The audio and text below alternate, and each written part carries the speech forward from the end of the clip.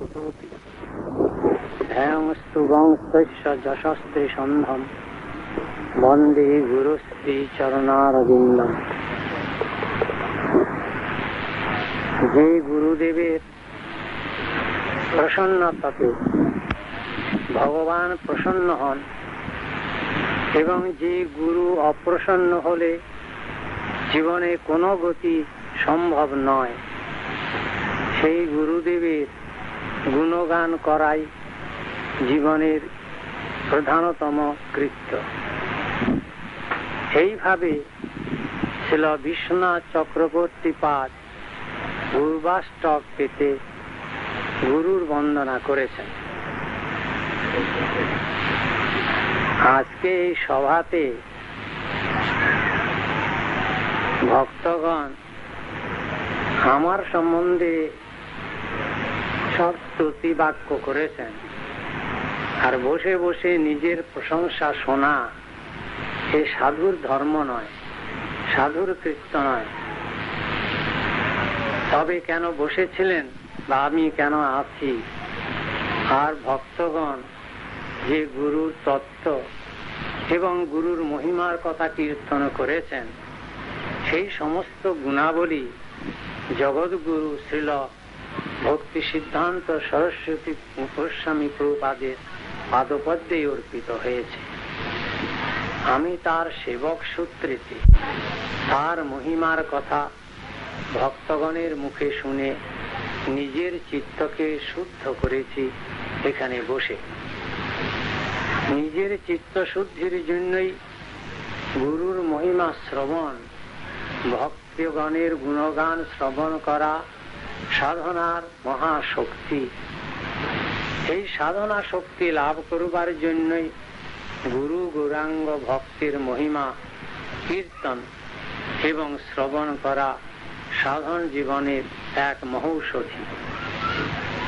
এই জন্যে আমি ব্যক্তিগতভাবে একজন গুরু এবং আমার যারা নিজদিগকে শিষ্য বলে পরিচয় দিয়ে তারা গুরুর গুণানুবাদ কীর্তন করেছেন, সেই গুরু তত্ত্বত বর্তমান যুগেতে ছিল ভক্তি সিদ্ধান্ত সরস্বতী গোস্বামী প্রভুপাদ ব্যতি রেখে আর বাকি সকলেই ন্যূন।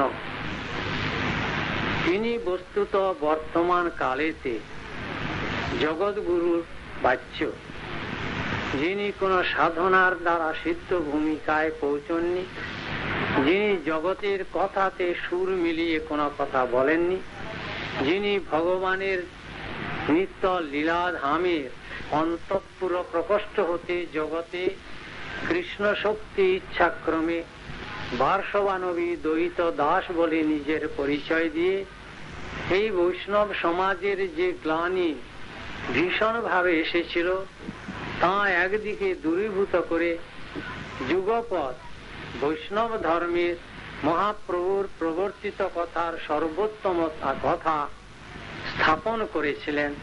তিনি জগৎগুরু এবং গুরুর নামে যত প্রশস্তি যেখানে যা হবে না কেন, সেই সমস্ত প্রশস্তি তারই চরণ বন্দনার জন্য।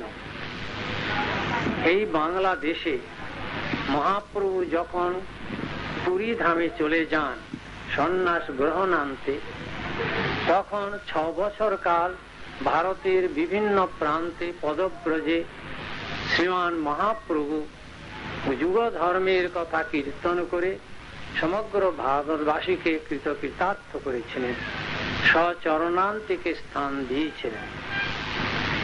পরবর্তীকালে মহাপ্রভু তার নিজের অন্তরঙ্গ উদ্দেশ্য নিয়ে যে অবতীর্ণ হয়েছিলেন স্বয়ং কৃষ্ণচন্দ্র, তার রূপ মাধুর্য, বেণু মাধুর্য এবং তার রূপমারির মাধুর্যের কি মহিমা, সেই মহিমার দ্বারা শ্রী রাধিকা কি প্রকারে অনুপ্রাণিত এবং সেই অনুপ্রেরণাতে তার কি ভাবে আস্বাদন হয়েছিল, সেই বস্তু কৃষ্ণ নিজে জানতেন না।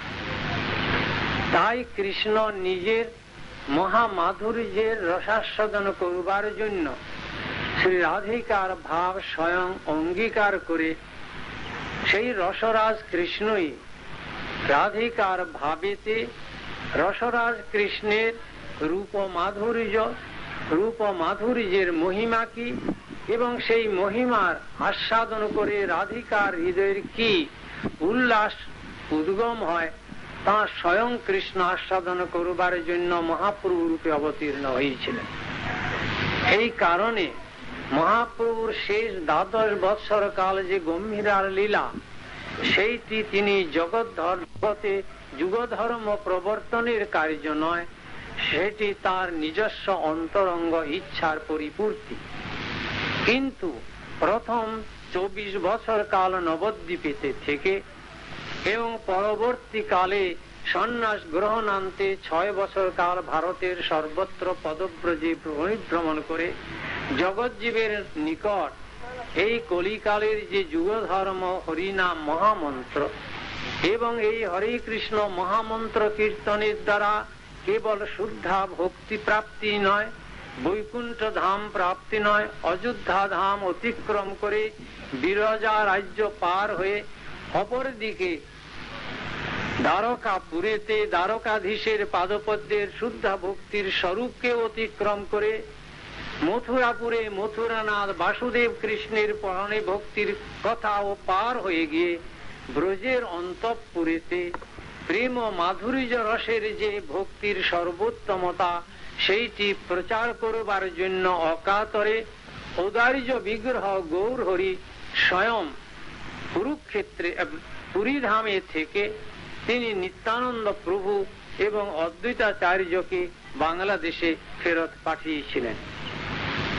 অপরদিকে তাঁর নিত্য পরিকর রূপ সনাতন দাস গোস্বামী, ভট্ট গোস্বামী, রঘুনাথ দাস গোস্বামী, শ্রীজীব গোস্বামী এবং গোপাল ভট্ট গোস্বামীর দ্বারা তাঁদিগকে ব্রজধামে প্রেরণ করে রাধা কৃষ্ণের লীলার কথা জগতের কাছে ব্যক্ত করবার জন্য শক্তি সঞ্চারিত করে নির্দেশ করেছিলেন।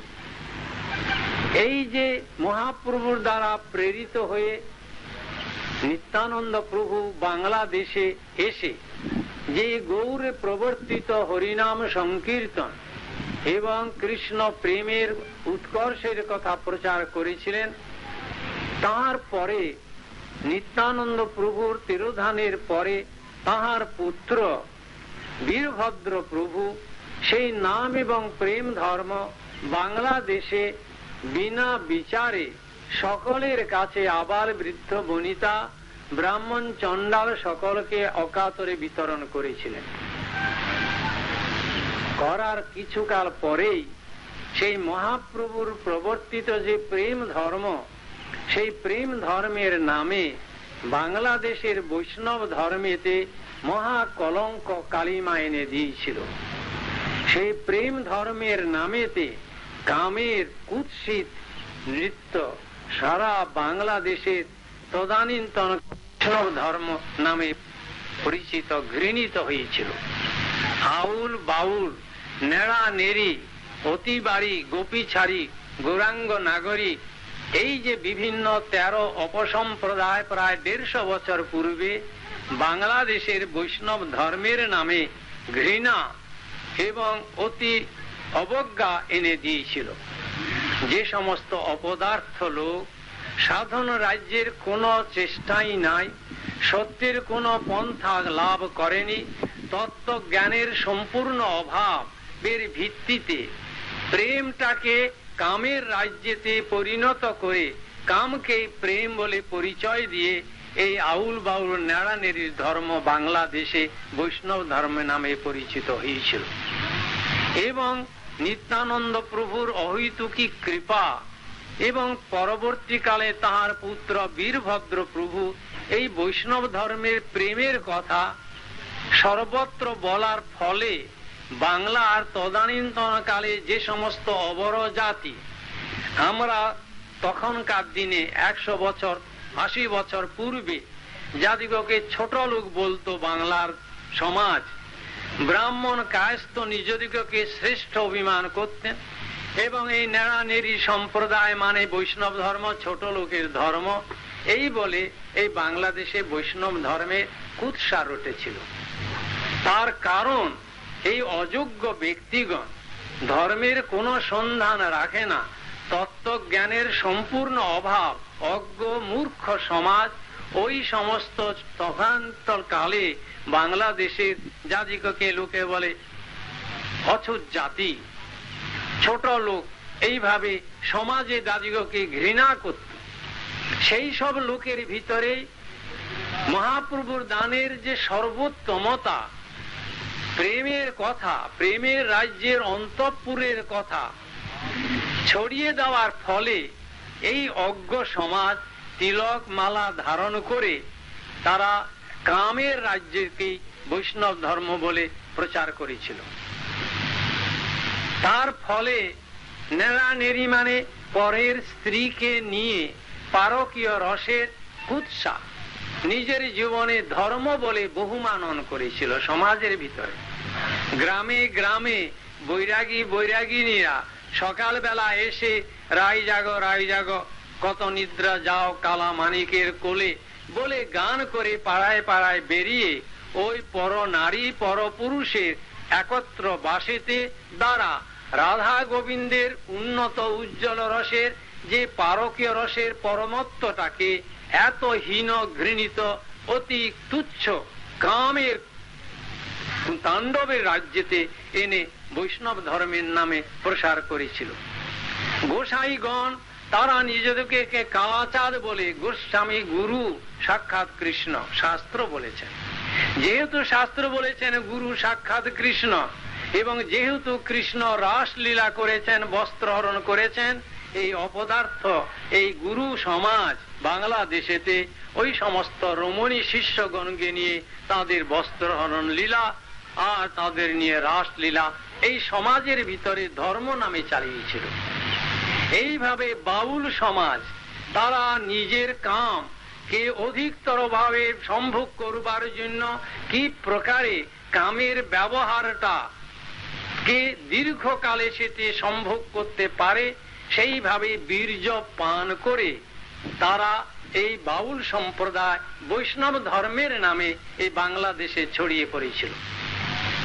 এই প্রকারের বৈষ্ণব ধর্মের এত খারাপ যে কোন সম্ভ্রান্ত ঘরের ছেলে যাদের কিছু চরিত্র বল আছে, যারা নিজের আত্মমর্যাদা জ্ঞান রাখে, যারা নিজের বংশের গৌরব রক্ষা করতে চায়, সেই সময়কার বাংলাদেশের লোক বৈষ্ণব ধর্মের নাম শুনলে তারা নাক সিটকুত।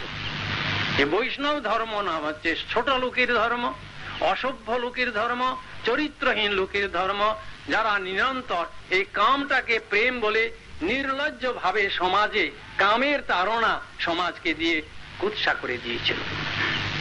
এমন যে মহা দুর্দিন, এই দুর্দিন হতে মহাপ্রভুর যে সর্বোত্তম ধর্মের কথা, প্রেম রাজ্যের মহা মাধুর্যের কথা, যেটি বৈকুণ্ঠ ধামে লাভ হয় না, যেখানে লক্ষ্মী নারায়ণ বৈকুণ্ঠ ধামে চির বিরাজিত, শঙ্খ চক্র গদাপদ্মধারী নারায়ণের রাজ্যে যে সন্ধান পাওয়া যায় না, তদুপরি বাসুদেব কৃষ্ণেতে যে সন্ধান পাওয়া যায় না, মথুরাপুরেতে দিব্য চিন্ময় ধামেতে যে কথার কথা দ্বারকাপুরে দ্বারকাধীশ মহিষী বর্গের চারণে গিয়ে পাওয়া যায় না, যেখানে গোলক বৃন্দাবনের অন্তঃপুরের যে মহা মাধুর্য রসের কথা শুধু চেতনের পূর্ণ উন্মেষণ নয়, চেতনের পূর্ণ উন্মেষণের পরে যদি গৌরহরির কৃপা করুণা শক্তি লাভ হয়, তজ্জাতীয় জীবসত্তাতে সেই পরমার্থ ভূমিকায় পৌঁছলে তবে প্রেমের কিঞ্চিত মাত্র সন্ধান পায় কি না পায়, এমন যে অতি দুর্লভ প্রেমের কথা, সেইটি কামের রাজ্যের সঙ্গে এক করে দিয়ে এই বাংলা দুর্ভাগা বাংলাদেশের বৈষ্ণব সমাজ ধর্মের নামে কলঙ্ক এনেছিল। এ কোনো গোপনের কথা নয়, কোনো তৈরি কথা নয়। 50-60 বছর পূর্বে যাদের এই বাংলাদেশে জন্ম হয়েছিল তারা সব জানেন যে বৈষ্ণব ধর্মটা ছোট লোকের ধর্ম। এই ভাষা ব্যবহার হতো সমাজে। বৈষ্ণব মানে ছোট লোক, বৈষ্ণব মানে চরিত্রহীন, বৈষ্ণব মানে ব্যভিচারী। এই যে ভগবানের যা নাকি সত্য যুগে ভগবান দেননি, ত্রেতাতে যার সন্ধান পাওয়া যায় না, এমনকি দাপর যুগে স্বয়ং ভগবান কৃষ্ণচন্দ্র সপরিকর এই বিশ্বে অবতীর্ণ হয়ে যে প্রেমের মহামাধুর্যের কথা স্বয়ং একমাত্র আস্বাদন করেছেন, আর কেউ সেই কথা জানে না, সেই কথা উদার বিগ্রহ কৃষ্ণচন্দ্র রসরাজ মহাভাব দুই এক রূপ, আশ্রয় এবং বিষয় বিগ্রহ কৃষ্ণ, আশ্রয় বিগ্রহ রাধিকা। স্বয়ং কৃষ্ণই নিজেকে নিজে দ্বিতীয় মূর্তিতে প্রকট করে এই রসমাধুর্যের কথা প্রকাশ করে একমাত্র কলিকালে চৈতন্য দেবী অনন্ত যুগের ভিতরে সর্বপ্রথম দিয়েছিলেন। সেই পরাৎপর কথাকে অতি নিম্নতম ভূমিকায় এই বাংলার বৈরাগী সমাজ এনে দিয়েছিল। এই মহাদুর্দিন বাংলার যখন একদিকে ব্রাহ্মণ সমাজ নিজেদের মিথ্যা গৌরবে ব্রাহ্মণ জন্ম গ্রহণ করে কুলেতে ব্রাহ্মণোচিত আচরণ কিছুই নাই, ব্রাহ্মণ ঘরে মুখার্জি ঘরে জন্মে জুতার দোকানদার, ব্যবসা করে জুতা, বলে ব্রাহ্মণ। এই এক সময় এইভাবে ব্রাহ্মণ সমাজ ব্রাহ্মণত্ব ধর্ম হতে চ্যুত হয়েছিল বাংলাদেশের। তেমনি গোস্বামীগণ, গো শব্দের অর্থ ইন্দ্রিয় বিজেতা যিনি, রূপ গোস্বামী বাদ বলেছেন বাচু বেগম, মনস ক্রোধ বেগম, জিভা বেগম, উদর উপস্থ বেগম, এতান বেগান বিষয়িত ধীর সর্বাম অতিমাং পৃথিবী সশিষ্যাৎ। এই ব্যক্তি পৃথিবীকে বিজয় করতে পারে, তিনি জগৎগুরু হন, যিনি সরেন্দ্রিয়কে সর্বতভাবে বিজয় করেছেন। এই যে সর্বেন্দ্রিয় ইন্দ্রিয় বিজেতা যে স্বয়ং গোস্বামীগণ, তাদের মিথ্যা ভ্যাংচিয়ে এই সমাজে জাত গোসাইরা গুরুগিরি করতে গিয়ে এই কামের রাজ্যই প্রকাশ করেছেন। পাঠ করতে বসে মহিলা শ্রোতা বহু, যুবতী মহিলা শ্রোতাদের সামনে বসে প্রেমের চর্চা করা নিজেকে ঘোর অধঃপতনে নিয়ে যাওয়া এবং রমণীগণের তাদের যে ললনাসুলভ যে কাম প্রবৃত্তি তার অগ্নি প্রজ্বলিত করা করে দিয়েছিল এই বৈষ্ণব সমাজ। মুখ্যত তোমার চরণে আমার পরাণে লাগিল প্রেমের ফাঁস করে যখন গান গায়, বক্তৃতা দেয়, ভাগবত পাঠ করে ভাগবত পাঠের নামেতে, আর ওই যেমন ব্যক্তি অজিতেন্দ্রীয় পুরুষগণ এই তোমার চরণে আমার পরাণের প্রেমের কথা শুনে ওই রমণীর সংসর্গেতে নিজেরা পতিত এবং তাঁদিগকে ঘৃণিত জীবনে করে তুলেছিল।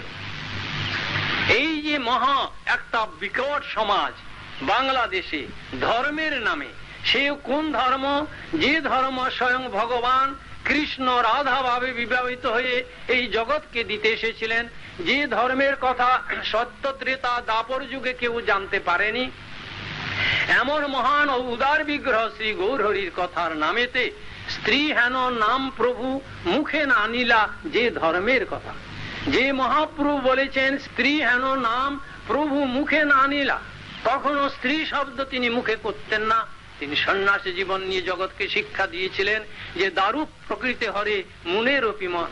একটা দারু কাঠের যদি মেয়ে লোকের মূর্তি হয় তাতে মুনির মন টলে যায়।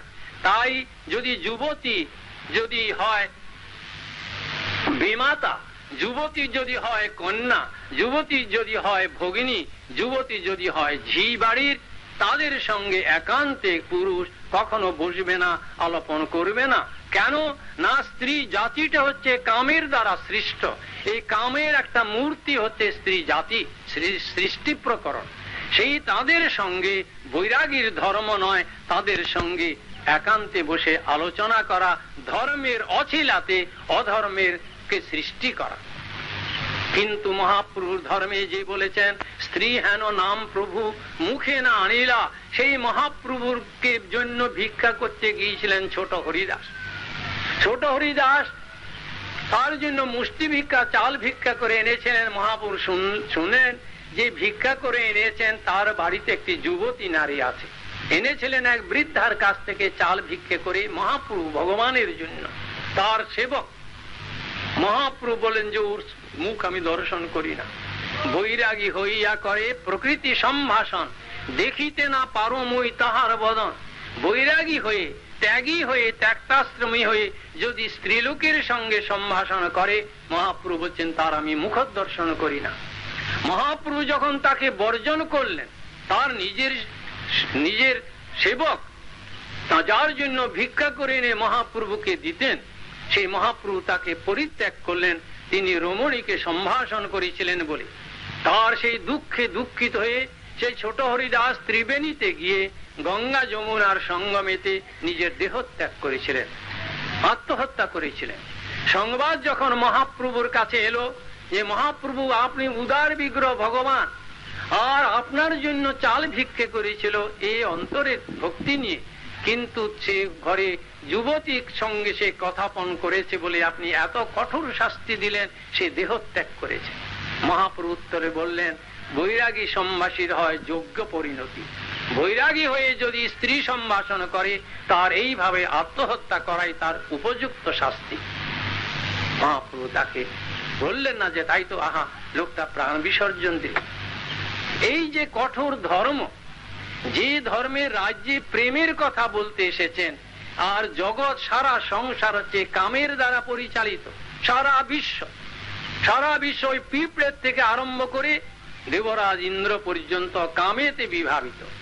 সেই রাজ্যেতে প্রেমের কথা বুঝতে হলে কি কঠোর সাধনা সাপেক্ষ, কি প্রকার সঙ্গ করা দরকার, এই না জানতে পারার দরুন ওই সব অযোগ্য ব্যক্তিগণ গুরুর আসন গ্রহণ করে অজিতেন্দ্রীয় হয়ে জিতেন্দ্রীয় পুরুষের নকল করতে গিয়ে এইভাবে বাংলার বৈষ্ণব সমাজকে এরকম অতি পতিত ভূমিকা এনে দিয়েছিল। বৈরাগী সমাজের কথা আমি অনেক বলতে পারি আপনাদের কাছে। আমি দীর্ঘ 54 বছর ধরে এই বৈষ্ণব সমাজের ভিতরে ওতপ্রোত ভাবে মিশেছি, দেখেছি, ভিতরকার খবর আমি রাখি। সেসব শুনলে গা শিউরিয়া যাবে যে বাংলাদেশের কি মহা দুর্ভাগ্য, বাঙালি জাতির কি মহা কলঙ্ক, যে বাঙালি পৃথিবীর সামনে স্ফীত বক্ষেতে উন্নত মস্তকে দাঁড়াতে পারে, যেহেতু বাংলাদেশে স্বয়ং ভগবান গৌরচন্দ্র আবির্ভূত হয়েছিলেন, বাঙালির গৌরবের সর্বোত্তমতা সেখানে। আর সেই বাঙালির জাতির ভিতরে সেই মহাপুরুষ ধর্মের নামে কামের কঠোর কলঙ্ক ছায়া পড়ে গিয়েছিল। এমন অবস্থাতে ভগবান যা দূর করতে পারেন না, স্বয়ং ভগবান ব্যতি রেখে ভগবানের কোন অবতার এসে এই ধর্মের যখন অধঃপতন এত তলদেশে চলে যায়, তাকে দূর করবার সামর্থ্য একমাত্র স্বয়ং ব্রজেন্দ্র নন্দন, স্বয়ং ভগবান, অথবা তার অতিমর্ত শক্তির দ্বারা শক্তিমান হয়ে যদি তিনি জগতে তার নিজজনকে প্রেরণ করেন, তবে তিনি পারেন এই ধর্মকে আবার সত্যুজ্জ্বল স্বরূপে প্রদান করবার জন্য। সেই প্রকার পুরুষ ছিলেন শ্রীল ভক্তি সিদ্ধান্ত সরস্বতী গোস্বামী প্রভুপাদ। তিনি তার অতিমর্ত অচিন্ত শক্তি প্রভাবে বাংলার এই ঘৃণাকে দূর করে দিয়েছিলেন 10 বছরের মাঝে। 10 বছর প্রচারের ফলে আজ বাংলাদেশ নয়, সমগ্র পৃথিবী মহাপ্রভু ধর্মের সর্বোত্তম উজ্জ্বলতার দ্বারা আকৃষ্ট হয়ে তারা আজ বিশ্ব গৌরবান্বিত হচ্ছে। এই বাংলাদেশে ছিল প্রভুপাদের পাদপদ্ম হতে শক্তি সঞ্চারিত তার সেবক বৃন্দের দ্বারা তিনি করেছিলেন প্রচার। তিনি ছিলেন ঝাড়ুদার ঝেঁটা দিয়ে পরিষ্কার করে, কাটা ময়লা আবর্জনা ধুলো সব সরিয়ে দেয়। ঝাড়ুদার একজন, তার হাতে থাকে ঝেঁটা। সেই ঝেঁটা নিয়ে কি করে হয়, তাতে অনেকগুলো শলা থাকে, সেই শলাগুলো তাতে একসঙ্গে বেঁধে নিয়ে ঝাড়ুদার যেমন ঝেঁটার দ্বারা সমস্ত ময়লা দূরে করে দেয়, তেমনি ছিল ভক্তি সিদ্ধান্ত সরস্বতী গোস্বামী প্রভুপাদ তার নিজ শিষ্য বর্গকে তার সেই ঝাঁটার শলাকা রূপে একটিকে গ্রহণ করে তার দ্বারা সমবেত চেষ্টার দ্বারা তিনি 10 বছরের ভিতরে তিনি বাংলার এই যে মহা কলঙ্ক কালিমা বৈষ্ণব ধর্মের এই নেড়ানেড়ি ধর্ম বলে যা উৎসার লাভ করেছিল, যেখানে অসত্য জীবনের তাণ্ডব নৃত্য এসেছিল, তিনি সমস্ত ব্রাহ্মণ সমাজের বিরুদ্ধে দাঁড়িয়ে ব্রাহ্মণগণ ব্রাহ্মণ ধর্ম হতে বিচ্যুত হয়ে তারা শূদ্রার হতে অধিক বৃত্তিতে তাদের চরিত্র চলে গেছে। সমগ্র ব্রাহ্মণ সমাজের বিরুদ্ধে তিনি দাঁড়িয়ে বলেছিলেন যে ব্রাহ্মণতা যার এসেছে তিনি ব্রাহ্মণ, কেবল ব্রাহ্মণ ঘরে জন্মেই তিনি ব্রাহ্মণ হয় না, ব্রাহ্মণতার দ্বারা ব্রাহ্মণকে পরিচয় দিতে হবে।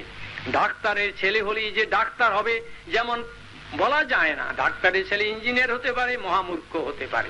তেমনি একটা কুলে জন্মালেই সেই কুলেতে গৌরব নিয়ে পূর্বপুরুষগণের গৌরবকে নিজের মুখে আওড়ে দিলে তো সেই সত্তা, সেই গুণবান সে হয় না। তাই গুণের দ্বারা বর্ণ